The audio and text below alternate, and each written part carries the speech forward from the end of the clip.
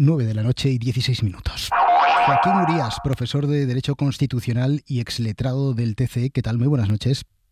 Hola Javier, buenas noches. Urías, lo que ha pasado con Aldama, ¿hasta qué punto, te pregunto, es singular, ¿no? Porque sorprende no ver al corruptor entrando en prisión, pero al tiempo no es la primera vez que un colaborador o un arrepentido se beneficia de una reducción de pena en una sentencia, ¿no? Claro, yo creo que no, es muy singular, la Uh-huh. palabra está muy bien elegida. Es llamativo porque no se trata de que se reduzca la pena. Yo creo que es habitual, existe una atenuante en el Código Penal prevista, que es la de confesión, se llama, no existe una específica para colaborar con la justicia, pero es la confesión. Lo que pasa es que con el código en la mano es muy difícil aplicársela con tanta intensidad como se ha aplicado al Dama, ¿no? Entonces la cuestión quizás no es tanto la norma que se aplica, sino que se hace con una intensidad tal que al final las penas quedan muy rebajadas y que ni siquiera entra en prisión. Era lógico que tuviera un beneficio, era razonable que, bueno, que se les disminuyera la pena, no es razonable que se le condene nada más que a 4 años frente a 24 y muchísimo menos que se suspenda la entrada en prisión. Nos sorprende además que tampoco tenga que devolver la comisión de más de 3,5 millones que obtuvo a través de la trama. Te pregunto, Urías, ¿por qué y cómo lo justifican? Claro, es que todo es difícil de justificar. Uh-huh. Fíjate, en principio, primero, para aplicar la atenuante de confesión, que es la que le aplican a él, hace falta que sea espontáneo, que no sea cuando te pillan. Y en este caso ya lo han pillado, pero dice, bueno, pero es que aporta algunos datos nuevos. Bien, para que la rebaja sea rebaja de 2 grados, que es lo que le han aplicado, tiene que ser muy cualificada. Y dice el Tribunal Supremo, hasta hoy, claro, decía, bueno, solamente puede ser muy cualificada si todo lo que cuenta es verdad, es decir, transmite muchos datos que son útiles para la investigación, que son todos verdad, y, mm, y colabora ampliamente con la justicia. ¿Qué pasa en este caso? Que ha mentido, que ha contado un montón de cosas que son falsas.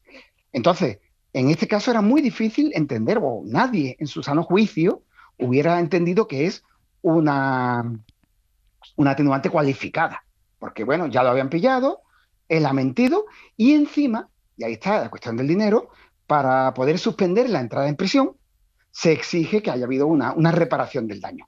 La reparación del daño se interpreta que es, bueno, pues si usted ha obtenido una ganancia ilícita, pues devuelva usted este dinero, o bueno, de algún modo renuncia a esa ganancia ilícita. En este caso ni siquiera se le pide. En este caso, de manera muy sorprendente, a alguien que tiene 2 condenas, la ley dice que si es tu primera condena de 2 años, pues te pueden suspender la entrada en prisión. Son 2 condenas, con lo cual una de las 2 es la segunda, la otra es la primera, con lo cual no se le hubiera podido aplicar esta gracia, digamos, de suspender la entrada en prisión. Bueno, pues se hace con 2 y además se hace sin exigir en ningún momento que repare el daño, bueno, porque se entiende que es una ganancia ilícita, pero que no se menciona como un daño que ha sufrido la comunidad. Urías, he escuchado esta mañana a algún jurista decir que la sentencia contra Ábalos Okoldo es equiparable en magnitud a la de un delito de sangre. Te pregunto si está bien argumentada o si el alto tribunal en realidad lo que quería con esta sentencia tan abultada es poner el acento en quién la hace la paga. Bueno, yo creo que ahí hay también que ser cuidadoso. Uh-huh. La comparación no está, a mi modo de ver, no está bien hecha con un único delito. Quiero decir, a Ábalos y a Koldo, incluso al Dama, se les condena por, yo creo que son 9 o 10 delitos diferentes. El tribunal ha entendido que no era una red continua dedicada a conceder favor y a cobrar comisiones, sino que cada caso de corrupción es un caso diferente. Entonces, al final, pues creo que son 9 o 10 casos de corrupción. Cada uno tiene una pena pequeña, pero sumado efectivamente dan 24. Entonces, claro, la comparación con un único delito de homicidio, pues yo creo que no es adecuada. Si alguien hubiera cometido pues 10 o 12 delitos de homicidio, y ya sabemos que en esos casos, pues por ejemplo en el terrorismo, al final las penas son muy abultadas, llegan a 100 o más de 100 años. Con lo cual, hombre, es verdad que el resultado final, 24 años, llama mucho la atención, es verdad que parece una pena alta, pero digamos que jurídicamente es una suma matemática de penas que no se han aplicado en su máximo rigor, sino que el rigor viene de haberlo considerado delitos diferentes y se han aplicado todos digamos, en su tramo medio de pena, con lo cual es muy difícil decir que sea singularmente cada una de ellas una pena abultada. Entiendo. Joaquín Urías, profesor de Derecho Constitucional y exletrado del TC. Gracias por estar con nosotros aquí en Hora 25. Un saludo.